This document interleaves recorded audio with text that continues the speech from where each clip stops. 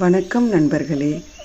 இன்றைக்கி நம்ம எதை பற்றி பார்க்க போகிறோம் அப்படின்னா, தமிழர் புத்தாண்டை பற்றி தான். இந்த நாள் என்ன விசேஷம், நம்ம என்ன செய்யணும், என்ன செய்யக்கூடாது, அதை பற்றி எல்லாமே நம்ம முழுமையாக இந்த வீடியோவில் பார்க்கலாம். அதனால் வீடியோவை ஃபுல்லாக ஸ்கிப் பண்ணாமல் பாருங்கள். தமிழர் புத்தாண்டு அப்படின்னா என்ன அப்படின்னா, நம்ம தமிழர் முறைப்படி 12 மாதங்கள் இருக்குது. அது என்னென்னா சித்திரை முதல் பங்குனி வரை. அப்படி பார்த்திங்கன்னா முதல் மாதமான சித்திரை மாதம்தான் தமிழருடைய முதல் தமிழ் மாதம். அப்போது அந்த சித்திரையோடைய 1ஆவது நாள் தான் நம்ம தமிழ் புத்தாண்டாக நம்ம கொண்டாடிட்டுருக்கோம். அந்த சித்திரை 1 அந்த நாளில் ரொம்ப விசேஷமானது. ஏன்னா ஒரு ஆண்டோடைய முதல் தொடக்கமே அந்த நாளில் இருந்து தான் ஆரம்பமாகுது.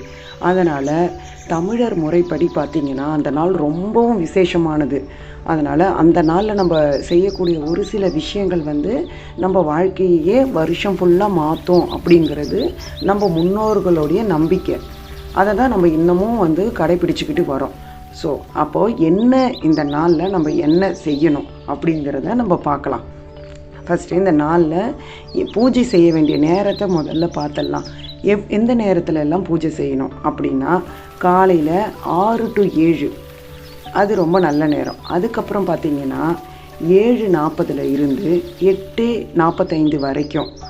அதுக்கப்புறம் 10:40 இருந்து 11:50 வரைக்கும். அதுவும் முடியலன்ற பட்சத்தில் மதியம் 1:35 இருந்து 2 மணி வரைக்கும். இந்த நேரங்கள் நல்ல நேரம் நீங்கள் பூஜை செய்கிறதுக்கு. இப்போது என்ன மாதிரியான பூஜைகள் செய்யணும், எந்த மாதிரி செஞ்சால் நம்ம வாழ்க்கை சுபிக்ஷமாக இருக்கும், அதை நம்ம இப்போ பார்க்கலாம். நம்ம செய்ய வேண்டியது என்னென்னா, கனி காணுதல். அது ரொம்ப விசேஷமான ஒன்று. கனி காணுதல்னால் என்ன, அதில் என்ன மாதிரியெல்லாம் செய்யணும், அது எப்படி கடைப்பிடிக்கணும், செஞ்சால் என்ன பலன், இதை பற்றி எல்லாமே நான் ஒரு வீடியோவாக போட்டிருக்கேன். அந்த வீடியோவை நான் டிஸ்கிரிப்ஷன் பாக்ஸில் நான் உங்களுக்கு தரேன். அதை பார்த்துட்டு நீங்கள் அதை எப்படி பண்ணணும்னு அந்த வீடியோவை பார்த்து தெரிஞ்சுக்கோங்க. ஓகேவா? இப்போ காலையில் சித்திரை 1 அன்னைக்கு நம்ம என்னென்னலாம் பண்ணணும் அப்படிங்கிறத பூஜை முறையை பற்றி இப்போ நான் சொல்கிறேன்.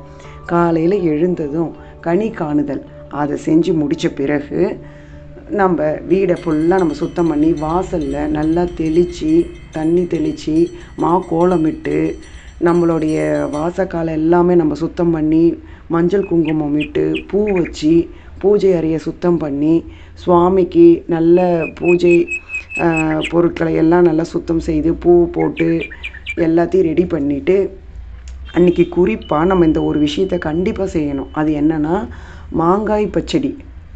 அது ஏன் அப்படின்னா, மாங்காய் பச்சடியில் நீங்கள் பார்த்தீங்கன்னா அன்றைக்கி அறுசுவையும் கலந்துருக்கிறது தான் மாங்காய் பச்சடி.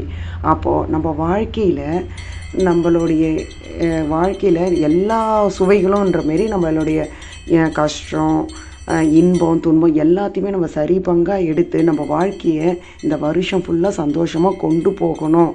அந்த மாதிரி நம்ம வாழ்க்கை சந்தோஷமாக இருக்கணுன்றதுக்கு ஒரு அடையாளம் தான் இந்த மாங்காய் பச்சடி. அதனால் அன்னைக்கு அந்த மாங்காய் பச்சடியை செய்ய தவறாதீங்க.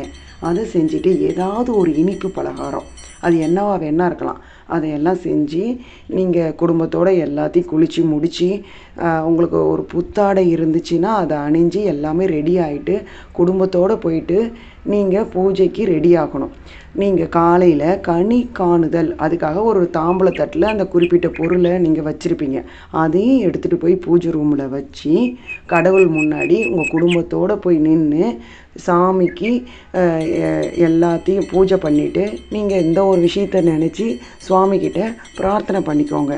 அதாவது என்னென்னா, இத்தனை வருஷம் என்னவா வேணாலும் இருந்திருக்கலாம், ஆனால் இந்த வருஷம் எங்கள் வாழ்க்கையில் இருக்கிற பிணி வறுமை எல்லாமே நீங்கி இந்த வருடம் முதல் எங்கள் வாழ்க்கையில் சுபிக்ஷம் நிறைஞ்சி நானும் என் குடும்பத்தில் உள்ள அனைவருமே ஆயுள் ஆரோக்கியத்தோட சீரும் சிறப்புமோட அந்த இறைவன் அருளால் வாழணும் அப்படின்னு மனசார பிரார்த்திச்சுக்கோங்க.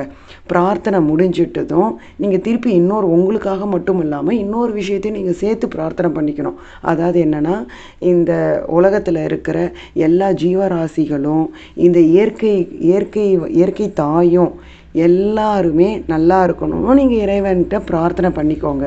அப்படி நீங்கள் பிரார்த்தனை பண்ணிக்கும்போது கண்டிப்பாக உங்கள் பிரார்த்தனையை கடவுள் ஏற்றுப்பார். நீங்கள் அதேமாரி வேண்டி முடிச்சுட்டு அதுக்கப்புறம் நீங்கள் அந்த உணவுகள்லாம் சாப்பிட்டுட்டு முடிஞ்சால் குடும்பத்தோடு நீங்கள் ஒரு கோவில் போயிட்டு வர்றது ரொம்ப ரொம்ப விசேஷம். நீங்கள் அதை தவறாமல் போயிட்டு வாங்க. போயிட்டு வந்து நீங்கள் வீட்டுக்கு வந்துட்டு எப்பவும் போல் ஒரு ஈவினிங் ஒரு மாலை நேரத்தில் ஒரு விளக்கேற்றி சாமி கும்பிடுங்க. சாயந்தரமும் அன்றைக்கி நாள் ஃபுல்லாக நீங்கள் நல்லதே நினச்சி நல்லதே சந்தோஷமாக இது பண்ணுங்கள். குறிப்பாக இந்த ஒரு விஷயத்த மறக்காதீங்க. என்னென்னா, நீங்கள் அந்த கடவுள்கிட்ட பிரார்த்தனை பண்ணுறதுக்கு முன்னாடி உங்கள் குலதெய்வத்தை முத வேண்டி இன்றைக்கி நான் இந்த பூஜையை நான் செய்கிறேன், அதுக்கு நான் உங்ககிட்ட சமர்ப்பணம் பண்ணுறேன். நீங்கள் இந்த பூஜையை ஏற்றுக்கிட்டு நானும் என் குடும்பத்தில் இருக்கிற இந்த வம்சத்தையும் நீங்கள் வாழ வைக்க நீங்கள் துணை செய்யணும்னு சொல்லி குலதெய்வத்தை நினச்சி நீங்கள் வேண்டிட்டு இந்த காரியத்தை நீங்கள் செய்யுங்க. அப்போது உங்கள் குலதெய்வத்தோட அருளும் உங்கள் இஷ்ட தெய்வத்தோடைய அருளும் எல்லாமே இந்த வருஷம் கிடைச்சி இந்த வருஷம் ஃபுல்லாக நீங்கள் நினச்ச மாதிரி உங்கள் வாழ்க்கை முன்னேற்றத்தை நோக்கி போகும். நீங்கள் இது வரைக்கும் நடக்காமல் இருந்த எத்தனையோ பிரார்த்திகள் இந்த வருஷம் உங்கள் வாழ்க்கையில் கைகூடி வரும். இதை நீங்கள் கண்டிப்பாக நம்பிக்கையோடு நீங்கள் செஞ்சு பாருங்கள். கண்டிப்பாக இந்த வருஷம் உங்கள் வாழ்க்கையில் நல்ல முன்னேற்றம் இருக்கும். நன்றி நண்பர்களே. அனைவருக்கும் இனிய தமிழ் புத்தாண்டு நல்வாழ்த்துக்கள்.